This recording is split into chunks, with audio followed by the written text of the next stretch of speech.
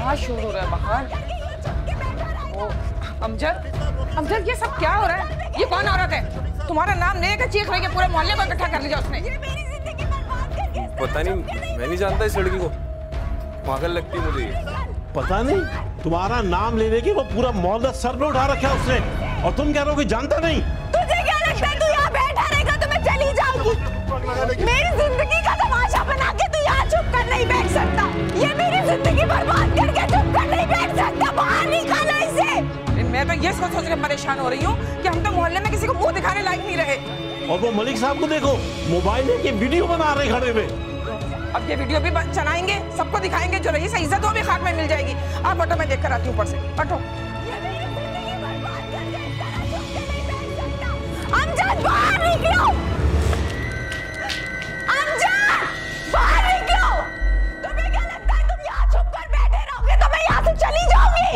मेरी जिंदगी बर्बाद कर दी। खुद को आग लगा लेगी? मैं खुद को आग लगा लूंगी अमजद। अरे सुने, अरे भाई बाहर तो उसने बहुत हंगामा किया हुआ है। वो आप जल्दी से पुलिस को फोन करें, पुलिस को। वो तो कह रही है शीशे तोड़ दूंगी, अपने आप को आग लगा लूंगी। क्या मुसीबत हमारे गले आ गई है। हम जब देख लो, तुम्हारी खैर नहीं है अगर तुम्हारा कोई कारनामा निकला तो। हेलो 15 हट जा यहाँ से, हट जा यहाँ से। अगर कोई करीब आया ना, मैं खुद को आग लगा लूंगी। अमजद मैं 20 तक गिनूंगी, खड़े खड़े खाक हो जाऊंगी मैं। बाहर निकलो, कोई मेरे करीब मत आना। बाहर निकलो अमजद, बाहर निकलो अमजद।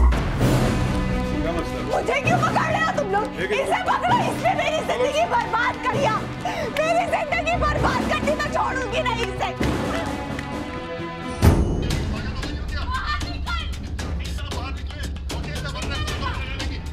तुझे क्या लगता है तू मेरी जिंदगी बर्बाद कर रही है? चुप के बैठा रहेगा। मेरी जिंदगी बर्बाद करके चुप कर नहीं बैठ सकता। बाहर निकालो इसे, बाहर निकालो इसे। ये इस तरह मेरी जिंदगी बर्बाद करके चुप कर नहीं बैठ सकता। अमजद, अमजद मैं 20 तक गिनूंगी। अगर तुम बाहर नहीं निकले ना।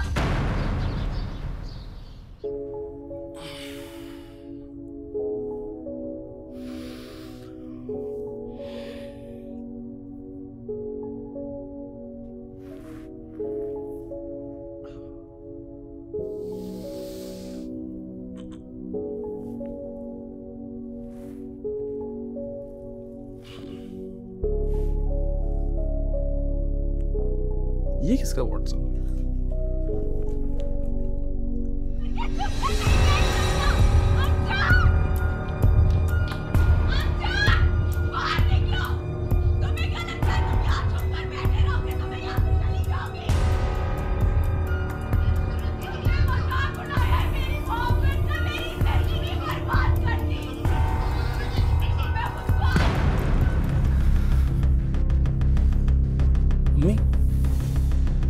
बिल्कुल सही कहती थी, ये इरम बेवफा और बदकिरदार है। इसने मेरा घर भी तबाह किया और अब ये मेरे बेटे की भी जिंदगी तबाह कर रही है। मगर मैं ये नहीं होने दूंगा, नहीं होने दूंगा मैं।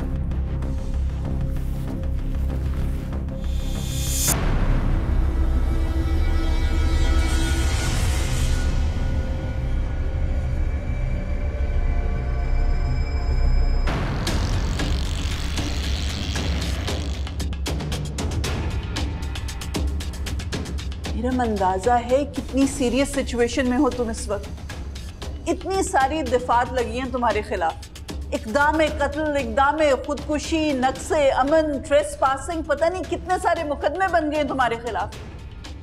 क्या सोच क्या रही थी तुम? चंद मिनटों में इतने सारे कवानीन तोड़ दिए। आमना साहिबा, मेरी जमानत में कितना टाइम लगेगा? तुम्हारे ख्याल में ये बहुत आसान सी बात है, जमानत हो जाएगी तुम्हारी। अंदाजा है तुमने उस रोज किया क्या कुछ है। अपने ऊपर पेट्रोल छिड़क रही थी, आग लगा रही थी, मोहल्ले के लोगों पर भी पेट्रोल छिड़क रही थी, उनको भी मारने लगी थी। ऊपर से तुम्हारी इन तमाम हरकतों की वीडियो वायरल हो चुकी है। मेरा बच्चा, मेरा 8 साल का बच्चा है, वो मेरे बिना नहीं रह पाएगा। रो रो के वो अपनी तबीयत खराब कर लेगा। हाँ, तो अब ख्याल आ रहा है तुम्हें अपने बच्चे का। उस वक्त क्या कर रही थी? जब अपने ऊपर पेट्रोल छिड़क रही थी, माचिस लगा के आग लगाने लगी थी, उस वक्त बच्चे का ख्याल नहीं आया? कैसी माँ हो तुम? माँ, मैं एक ऐसी बदनसीब माँ हूँ जिसकी अपनी माँ 4 दिन पहले सदमे से मर गई। आपने तो मेरे ऊपर इतने सारे इल्जामात बता दिए, लेकिन उन लोगों का क्या जिन्होंने मुझे इस हाल में पहुंचाया? कानून उन पर कोई दफा नहीं लगाएगा। देखो, अगर किसी ने तुम्हारे साथ नाइंसाफी की थी या किसी ने जुल्म किया था तो तुम कानून की मदद ले सकती थी ना। तुमने तो कानून अपने हाथों में ले लिया। कैसे मदद लेती मैं कानून की? जब जुर्म कानून के शिकंजे में ही नहीं आता तो कैसा कानून और कैसा जुर्म? वकील साहिबा, मेरी कहानी एक बहुत बुरी बदकिस्मती की दास्तान है।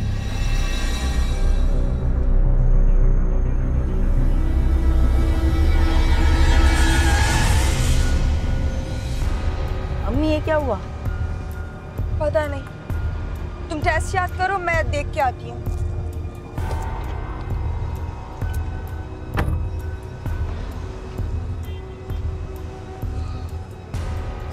बेटा, टायर पंक्चर हुआ है। रुको, मैं कुछ करती हूँ।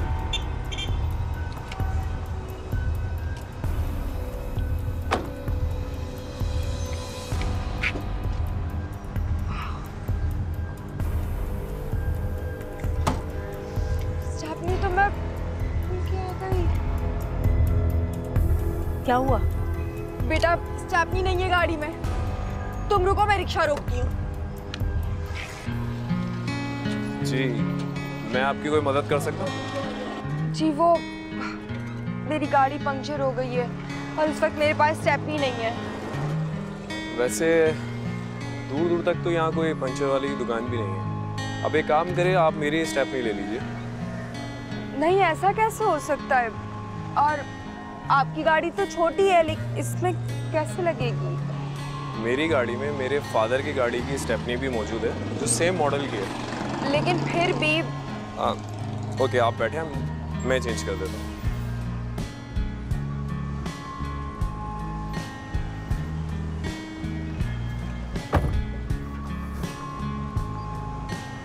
अम्मी, जल्दी करो। बेटा, तुम टेस्ट पे ध्यान दो, वरना टीचर फेल कर देगी ना तुम्हें। कर रहा है, सही हो रही है।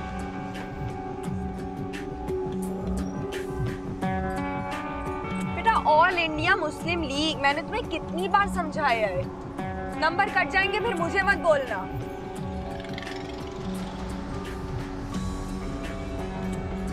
अब पढ़ो ना।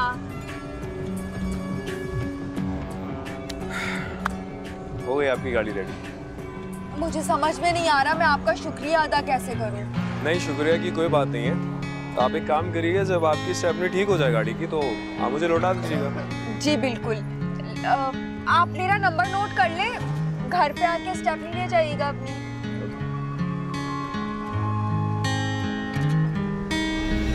और फिर वो मेरे घर आने जाने लगा, एक ऐसी हवा की तरह जो मेरा सब कुछ लिया मेट करके अपने साथ ले गई।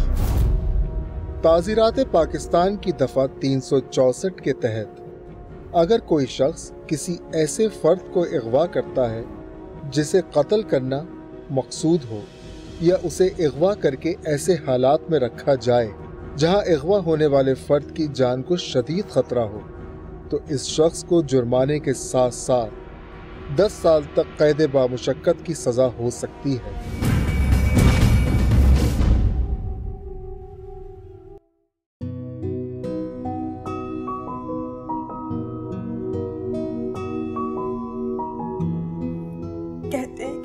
का जला छाछ भी फूक फूक कर पीता है, मगर वो अम्मी और रोहान से इतनी अपनायत से मिला, इतने खुलूस से मिला कि मैं मोहताज होने के बावजूद धोखा खा गई। और फिर हमारी फोन पर बातें होने लगी। वो अम्मी और रोहान की खैरियत भी पूछता रहता था और मुझे भी उसका यूं अपनापन दिखाना अच्छा लगता था। धीरे धीरे हमारी दोस्ती हुई और हम पूरी पूरी रात फोन पर बातें करने लगे। वो घर भी आने जाने लगा। मैं धीरे धीरे उसके करीब आ गई और फिर एक दिन उसने अचानक मुझसे शादी की पेशकश कर दी। शादी?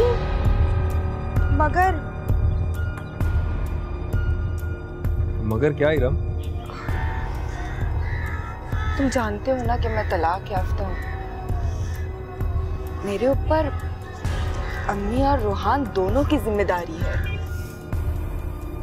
देखो, रोहान और अम्मी की जिम्मेदारी मुझ पर भी है, और अगर तुम तलाक याफ्ता हो तो इसमें तुम्हारा कोई कसूर नहीं है ना। लेकिन ये सब कैसे होगा? बहुत जिम्मेदारी का काम है ये। देखो, मैं अपने माँ बाप का इकलौता हूँ। कुछ अर्सा पहले मेरे माँ बाप का एक्सीडेंट में मौत हो गई थी। अगर तुम कहती हो तो मैं अगले महीने की 5 तारीख को कुछ दोस्तों के साथ आकर सादगी से निकाह कर लूँगा।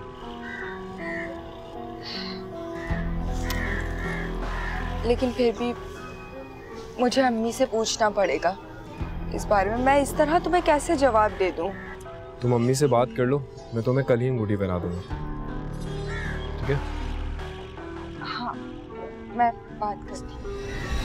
और इतनी जल्दबाजी में तुमने उससे शादी का फैसला कर लिया? ना उसके घर वालों से मिली, ना उसका घर जाके देखा? आमना साहिबा, उसने तो स्टार्ट में ही बता दिया था कि उसका इस दुनिया में कोई नहीं है, अकेला है वो। और रही घर की बात, तो जी हाँ, मैं उसके घर गई थी, और एक नहीं 2 बार गई थी। मेरी अम्मी भी साथ में थी।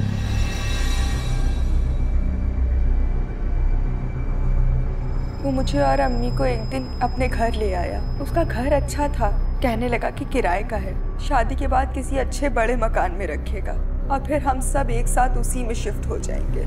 उस दौरान एक अजीब सा वाकया भी हुआ, मगर उस वक्त उसकी जानिब तवज्जो नहीं दे सकी मैं। फिर उसने एक बार दोबारा मुझसे पैसे उधार लिए। एक बार उसने 10,000 रुपए उधार लिए जो फौरी लौटा दिए, मगर फिर बारात से कुछ रोज पहले उसने 1.5 लाख रुपए उधार मांगे। मैं तो अमजद पर भरोसा करने लगी थी, इसलिए मैंने फौरन पैसे दे दिए और फिर बारात की तारीख आ गई।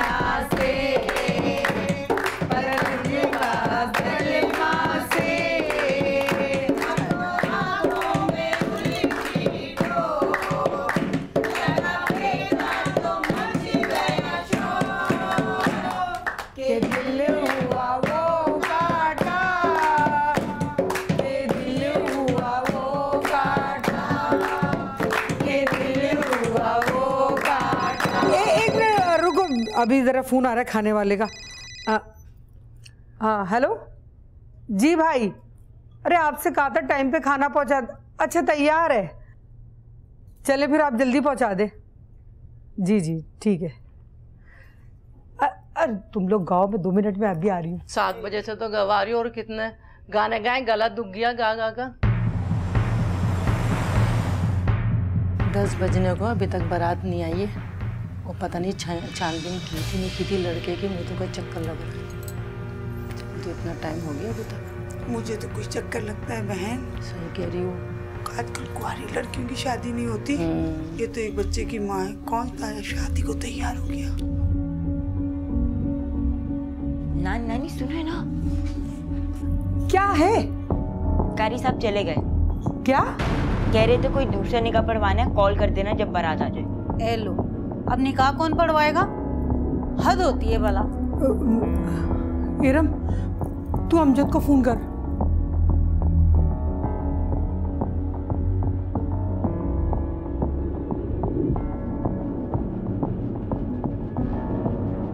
क्या हुआ?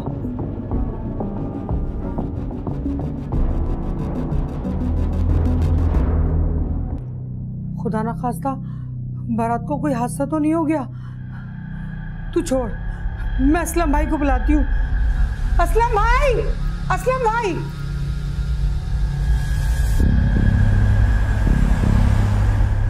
अम्मी 12 बज गए ना, अभी तक असलम खालू आए ना बारात। रुखसाना, लापरवाही की हद होती है। तुम्हारी बेटी ने दूसरी मर्तबा खानदान की नाक कटवा दी। क्या हुआ? कुछ तो बताएं असलम भाई। कहता था ना, तुम्हारी बहन के दिमाग में भूसा भरा हुआ है, किसी को मशवरे के लायक समझती नहीं है। आप अमजद के घर ही गए थे ना? अरे आप भी तो अफलातून हैं, आप ही की छोड़िए, आप ये बताइए वहाँ हुआ क्या? अरे ये पूछो क्या नहीं हुआ, गजब हो गया गजब, वहाँ कोई अमजद नहीं रहता।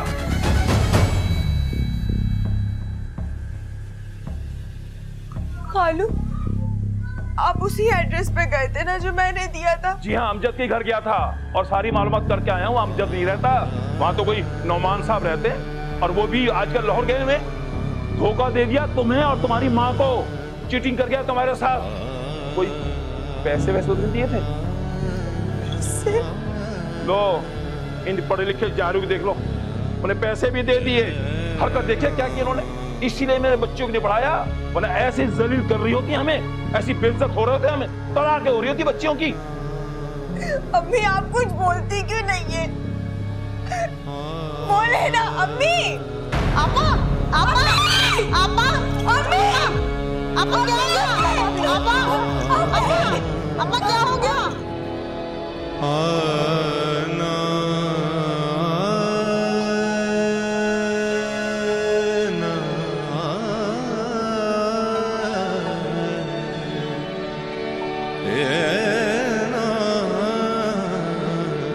शादी का घर मैयत का घर बन गया।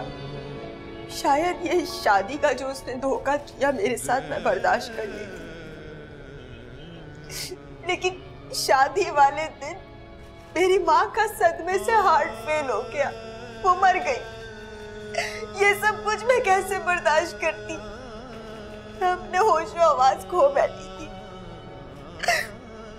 उसके बाद मैं अमजद को फोन करती रही, किसी ने मेरा फोन नहीं उठाया, ना मुझे घर का पता था, ना किसी चीज का पता था। मैं और क्या करती?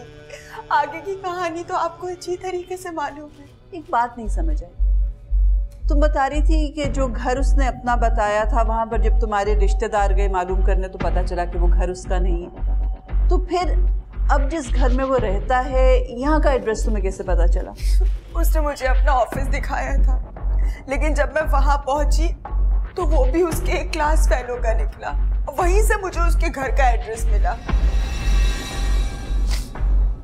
आगे की कहानी तो आप बेहतर जानती है कि क्या। देखो, तुम्हारी गलती ये है कि तुमने बहुत जल्दबाजी में एक इंसान पर एतबार कर लिया।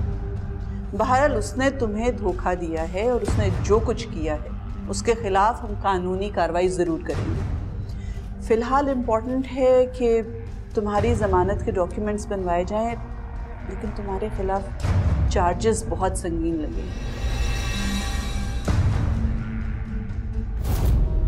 ताज़ीरात पाकिस्तान की दफ़ा 301 के तहत अगर कोई शख्स ये जानते बूझते भी कि उसके इस अमल से किसी की मौत भी वाक़ई हो सकती है, लेकिन उस शख्स के अमल से उसके हदफ के बजाय किसी दूसरे फ़र्द की मौत वाक़ई हो जाती है, तो इस सूरत में भी उसे कत्ल अम्द का मुजरिम करार दिया जाएगा और दफ़ा 302 के तहत उसे सज़ाए मौत या उम्र कैद की सज़ा मिलेगी।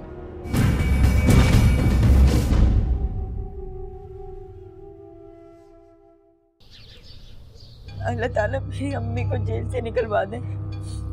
असलम खालू भी मुझे घर पर अकेला छोड़ के चले गए, मुझे बहुत डर लग रहा है। उन्होंने कहा था 1 घंटे में आ जाएंगे, 1.5 घंटा हो गया अब तक नहीं आए। अल्लाह ताला मुझे बहुत डर लग रहा है। अम्मी भी घर पे नहीं। वकील साहब, पिछली बार तो रोहान की कस्टडी का केस इरम जीत गई थी और रोहान की कस्टडी इरम के पास चली गई थी, मगर इस बार त्रुप का पत्ता मेरे हाथ लगा।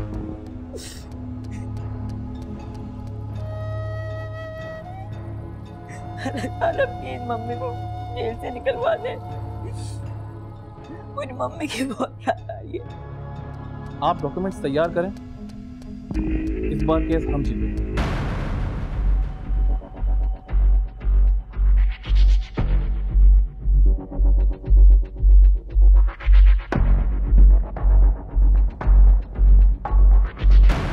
आपकी और आमना मैडम की बहुत शुक्रगुजार रहूंगी। अगर आप लोग ना होते तो मैं तो हिम्मत कब की हार गई थी। अरे अभी आप हिम्मत हारने की, आराम से, अभी आप हिम्मत हारने की बातें ना करें। अभी तो आपने बहुत तवील जंग लड़नी है। वैसे भी हम अमजद के खिलाफ फ्रॉड की दफ़ा 420 और कत्ल बिल सबब की दफ़ा 322 के तहत FIR कटवा चुके हैं।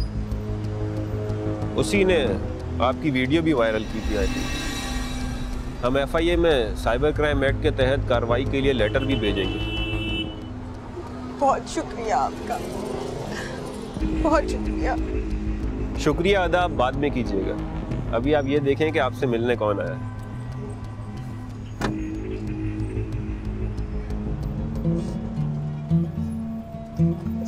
रोहान, कैसे हो रोहान? मम्मी आप क्यों गई थी? मैं अब कभी नहीं जाऊंगी तुम्हें छोड़ के। आई एम सॉरी, अब मैं आ गई हूँ ना, रोना बंद करो।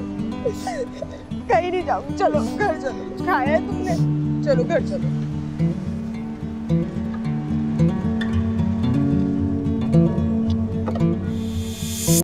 सच सच बता दे मेरी अंगूठी कहाँ है? मैं तुझे और तेरे खानदान को अच्छी तरह से जानती हूँ, समझी? वरना तेरी चुटिया पकड़ के इतने जोर से तेरा सर मारूंगी ना जमीन में, ये भेजा है ना जो तेरा, ये बाहर निकल जाएगा। बेगम साहिबा, जो चाहे कसम ले ले, मैंने अंगूठी नहीं चुराई, मैंने तो देखी भी नहीं। अच्छा तो तू ऐसे नहीं मानेगी, कान खोलकर मेरी बात सुन ले। वो जो तूने बचत के पैसे रखवाए ना मेरे पास, वो भी नहीं मिलेंगे तुझे जब तक कि तू मेरी अंगूठी नहीं देगी। चल निकल यहाँ से। बाजी, गरीब पर ऐसा जुल्म मत करें, वो तो मैंने अपने बच्चे के दाखिले के लिए रखवाए थे। ओहो, गरीब के बच्चे पर जुल्म ना करूं, ठीक है? तू मेरे पैसे लेकर आ जा अंगूठी के, मुझे अंगूठी दे दे और मैं उस गरीब के बच्चे को दाखिला करवा देती हूँ। और चल यहाँ से, शक्ल गुम कर, चल।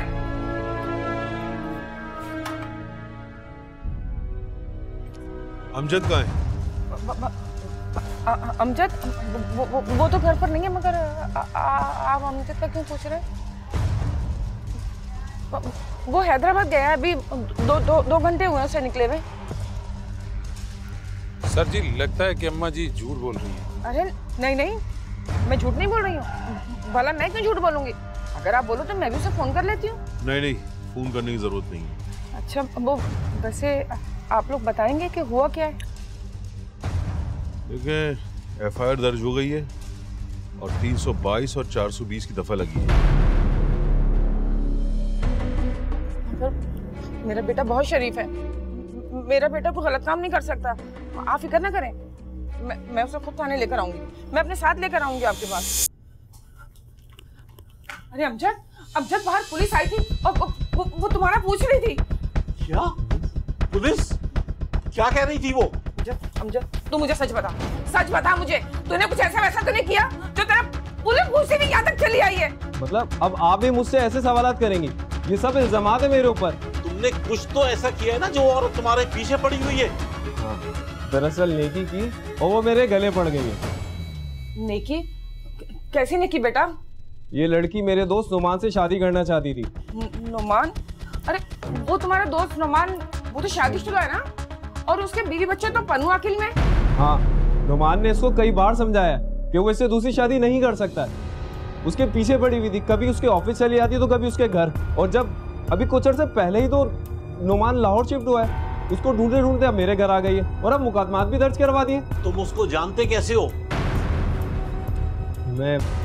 मैंने आपसे झूठ कहा था, मैं 1-2 बार उसके घर गया था। मैं इरम को समझाने उसके घर गया था कि वो नुमान का पीछा छोड़ दे, लेकिन उसकी बीमार माँ मेरी मिन्नत समाजत करने लग गई कि किसी तरह मैं नुमान को मना लूँ और इनकी ख्वाहिश है कि मरने से पहले इनकी बेटी का घर बस जाए। मैंने मजबूरन वादा कर लिया और फिर मैंने उनसे कह दिया कि इस सिलसिले में मैं एक बार ज़रूर कोशिश करूँगा। ये औरत पागल लगती है मुझे। बिला वजह में मेरे बेटे के पीछे पड़ गई है। ना सीधा साधा मेरा बेटा है। हाँ, इसकी चाल चलन भी ठीक नहीं है और ये बहुत आवारा औरत है। कभी तो इसके पहले शौहर ने भी इसको तलाक दे दी थी। ये क्या जमाना आ गया है? हाँ, शादीशुदा औरतें कमाने लड़कों के पीछे घूमती फिरती हैं। पहले जमाने में तो लड़के लड़कियों के पीछे घूमते थे। तौबा तौबा, क्या होगा इन औरतों का? खैर, तुमने बाहर नहीं जाना, तुम घर में ही बैठो। मतलब अब मैं कहीं आ जा भी नहीं सकता? तुम अब घर से बाहर नहीं निकलोगे और मैं वकील से कह के इसकी जमानत का इंतजाम करता हूँ। आप जाएं, जाकर वकील का बंदोबस्त करें। मैं शाहिदा को फोन करती हूँ, उसका देवर पुलिस में, और जरूर कोई ना कोई हल निकाल लेगा।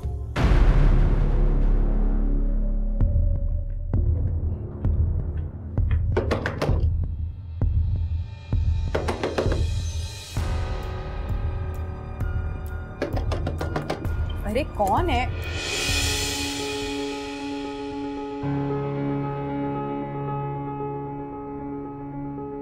तुम यहाँ क्या कर रहे हो? हटो मेरे रास्ते से, मैं रोहन को लेने आया। तुम रोहन को नहीं लेके जा सकते, तुम उसकी परवरिश के अहल नहीं हो। मैं किस चीज का अहल हूँ उसे रहने दो। अलबत्ता तुम्हारी अहलियत पूरी दुनिया के सामने आ चुकी है। सबने तुम्हारी आवाज़ी का नमूना देख लिया। तेरी मरहूमा माँ सच्ची कहती थी। अच्छा हुआ जो मैंने तुम्हें तलाक दी। तुम्हारी माँ और बहनें ही तो मेरी तलाक की सबसे बड़ी वजह बनी है। मेरा उस घर में आना बर्दाश्त नहीं हुआ ना। तुम्हारी कमाई पे मेरा हक जो हो जाता। बातें करते हो तुम। और क्या कहा तुमने कि मेरी जिंदगी मेरी आवारगी का नमूना देखा है? अरे मैं जो भी हूं ना, आज उसके जिम्मेदार सिर्फ तुम हो। अपने मुंह से मेरी मरहूमा माँ और बहनों का नाम ना ही लो तो तुम्हारे लिए बेहतर है। अच्छा, तो जब तुम बेरोजगार हुए तो तुम्हारी बहनों ने तुमसे मुंह क्यों फेर लिया? बोलो। बकवास बंद करो। कहाँ है रोहन? रोहन तुम उसे नहीं लेके जा सकते। अदालत ने उसकी कस्टडी मुझे दी है। तुम्हारा उस पर कोई हक नहीं है। निकल जाओ तुम यहाँ से। उस वक्त तो अदालत ने तुम्हारे हक में फैसला दे दिया, मगर अब मुझे अदालत में यह साबित करने की जरूरत नहीं कि तुम कितनी गाफिल और बेपरवाह माँ हो। अपने बच्चे को अकेले घर में छोड़कर किसी गैर मर्द के इश्क में खुद को आग लगाने चली थी। तुम क्या जानो कि उस वक्त मैं किस कैफियत से गुजर रही थी। बेवकूफ बनने का जो सदमा होता है ना, दूसरी बार बर्दाश्त करके पागल हो गई थी मैं। समझते हो इसका मतलब? मुझे ना तुम्हारी परवाह है और ना मैं तुम्हारे बारे में कुछ सुनना चाहता हूँ। मैं अपने बेटे को लेने आया हूँ और मैं उसे लेके जाऊंगा। आओ बेटा। अशफाक को मुझे नहीं लेके जा सकते। तुम्हारे साथ नहीं, वो तुम्हारे साथ नहीं जाना चाहता। छोड़ो अशफाक उसे। मुझे नहीं जाना।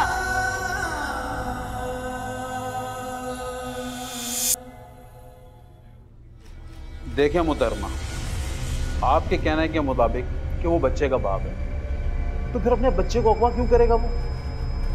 इंस्पेक्टर साहब, वो बच्चे को घर से उठाकर लेकर गया है, मुझसे छीन कर।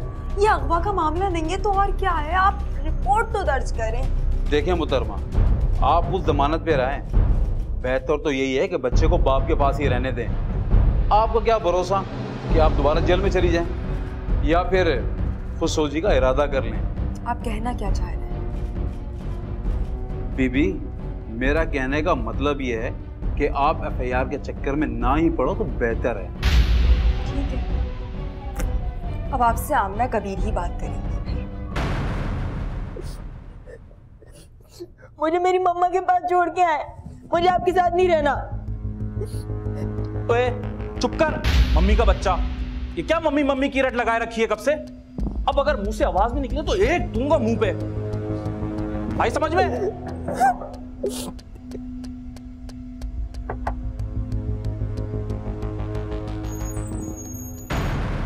मिस्टर अशफाक, आपको रोहान को अगवा करने के जुर्म में गिरफ्तार किया जाता है।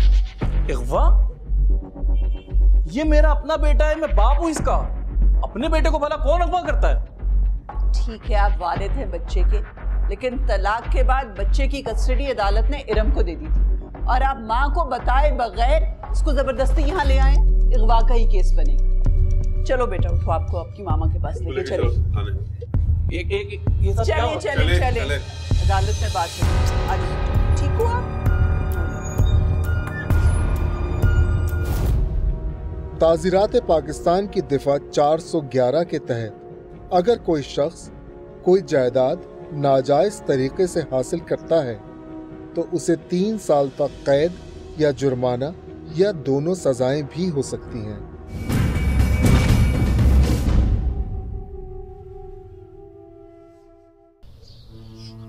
अच्छा चलो बंद करो रोना। हाँ, आ गए हो ना मामा के पास वापस। जाओ जाके अपना मुंह धो, आंखें लाल की नहीं रो रो के। देखो जरा। असल में इरम, मैं रूहान के सामने कहना नहीं चाह रही थी। अभी तो हमने इसे बाजियाब करवा लिया है, लेकिन जिस तरह की सिचुएशन बनी हुई है, सोशल मीडिया पे जिस तरह के स्कैंडल्स बना रहे हैं, तरह तरह की तुम्हारे बारे में बातें हो रही हैं कि मेंटली स्टेबल नहीं है, खुदकुशी करने वाली थी, तो बच्चे के लिए भी इस तरह की माँ सेफ नहीं है। तो अगर रूहान के वालिद ऐसी सिचुएशन में अगर कस्टडी के लिए अब अदालत से रुजू करेंगे तो हो सकता है कि फैसला तुम्हारे खिलाफ आए। इसलिए तुम्हारे केस को डिफेंड करने के लिए कोई गवाह है तुम्हारे पास, कोई जो इस बात को एस्टेब्लिश कर सके कि हाँ वाकई में अमजद ने तुमसे ये सारे वादे किए थे, शादी तक बात पहुंच गई। आमना साहिबा कैसी बात कर रही हैं आप? रिश्ता तय होने के भी कोई सबूत होते हैं, ये तो ज़बान पर ही एतबार करने वाली बात है ना। इरम, कोई तस्वीरें, कोई गवाह, कुछ तो। तस्वीरें तो नहीं, लेकिन मुझे याद है एक वीडियो, पर वो मेरे मोबाइल में नहीं है। रूहान बेटा इधर आना। जी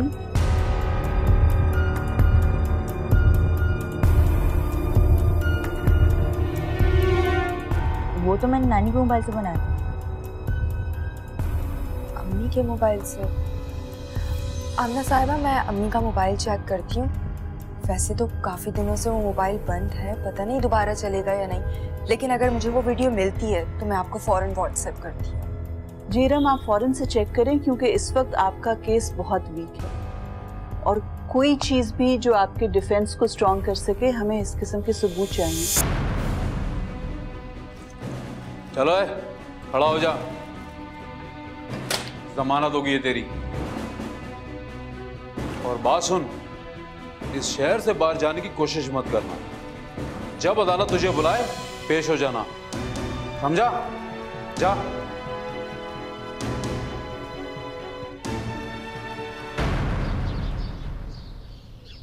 आप लोगों को अंदाजा ही नहीं है कि आपके बेटे ने किस तरह एक हंसते बसते घर को किस क़यामत से गुजार दिया।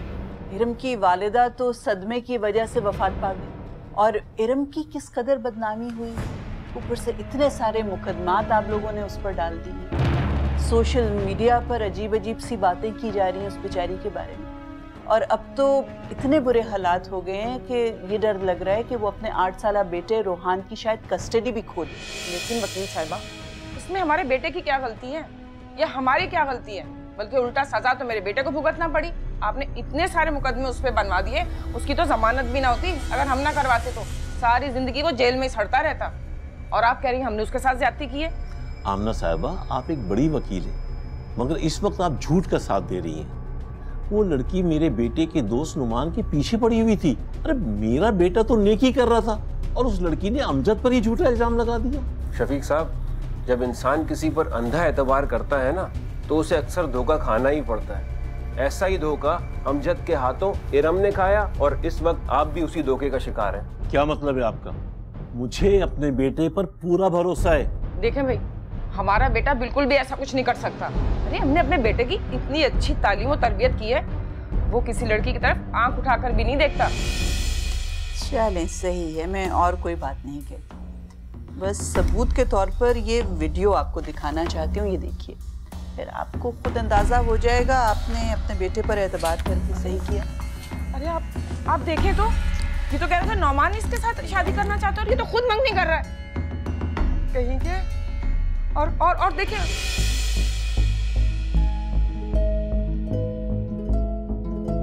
मुबारक हो आंटी, अब आपकी ख्वाहिश पूरी हो गई है। आज से इरम और रोहान मेरी जिम्मेदारी है। अंगूठी भी मेरी है जो चोरी हुई थी। भाई मैं बेचारी जुलेखा पे इल्जाम लगा रही थी। या अल्लाह, अब हमें ये दिन भी देखना पड़ेगा। अमजद, अमजद, जी अब्बू। इधर आओ। हिम्मत कैसे हुई झूठ बोलने की? एक लड़की की जिंदगी तुमने तबाह कर दी। यही तरबियत दी थी हमने तुमको। हमने तुम्हारी किस चीज की कमी दी तुम्हें? हाँ, जो तुमने कहा हमने मान लिया, जो तुमने मांगा हमने दे दिया। उसका सिला ये दिया, एक लड़की की जिंदगी तबाह कर दी, एक खातून की जान ले ली तुमने और एक बच्चे का मुस्तकबिल तबाह कर दिया तुमने। मैंने तो सिर्फ मजाक किया था। अबे भाई, इतनी देर से खड़े हुए, तेरी बंदी तो नहीं आने वाली। कैसी लड़कियां पटाता है तू? अबे भाई मेरी बात मान, दुनिया की किसी भी लड़की को अपने इश्क में मुब्तला करके बड़ी आसानी से पढ़ाया जा सकता है। समझ आई? मानेंगे तेरे अब्बू के पास गाड़ी है, लेकिन इसका मतलब ये नहीं कि तेरी हम हर बात मान लेंगे। ये किसकी गाड़ी रुकी? अम्मी ये क्या हुआ?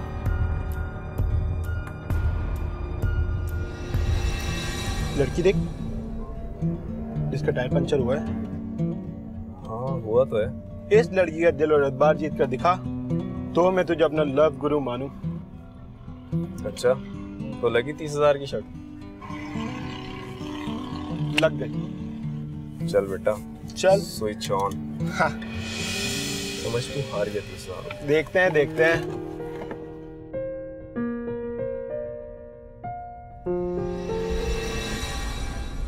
शर्त? ये शर्त लगाने की बात थी?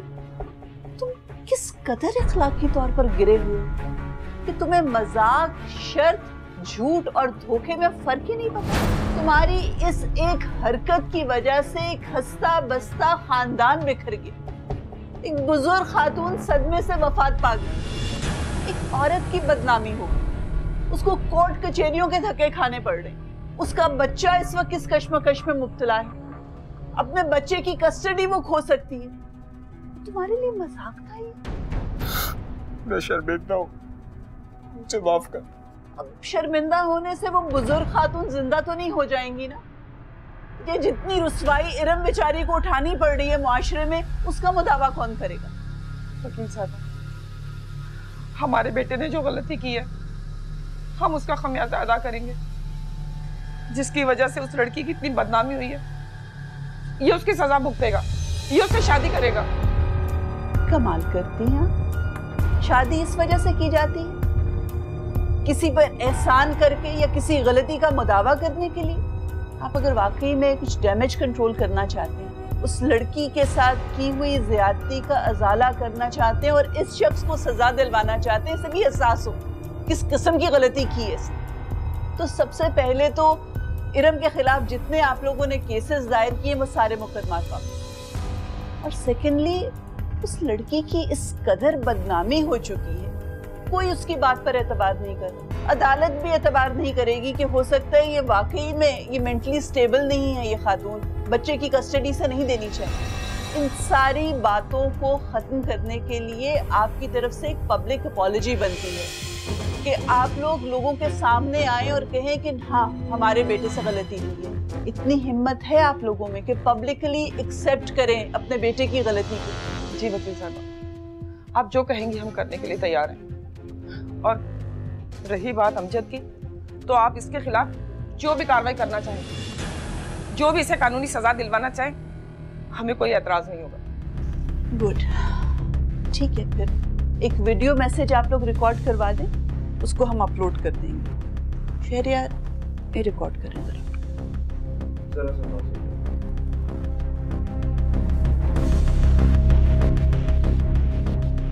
हमारे बेटे ने बहुत बड़ी गलती की है। उस गलती की सजा उस लड़की, उसकी माँ और उसके बेटे को भुगतना पड़ी है। हम अपने बेटे की गलती की उस औरत से हाथ जोड़कर माफी मांगते हैं। उसकी जो बदनामी हुई है वो हमें माफ कर दे। और इसके साथ मैं भी कुछ कहना चाहती हूँ। इरम की जानिब से अमजद के खिलाफ जो भी कानूनी कार्रवाई होगी हम उसकी हिमायत करते हैं और हम अपने बेटे को आग करते हैं। और यूं इरम के खिलाफ नक्से अमन, मुदाखलत बेजा, खुदकुशी की कोशिश और इक़दाम कत्ल के मुकदमात खत्म हुए। दूसरी जानिब अमजद को धोखादही, कत्ले बिल सबब हत्या के इज्जत की दफात के तहत मुकदमात का सामना है, जिसमें जुर्माने के साथ साथ 10 साल तक की सजा हो सकती है। अगर आप भी कोर्ट नंबर 5 में कोई केस पेश करना चाहते हैं तो हमें ईमेल करें court5@sama.tv।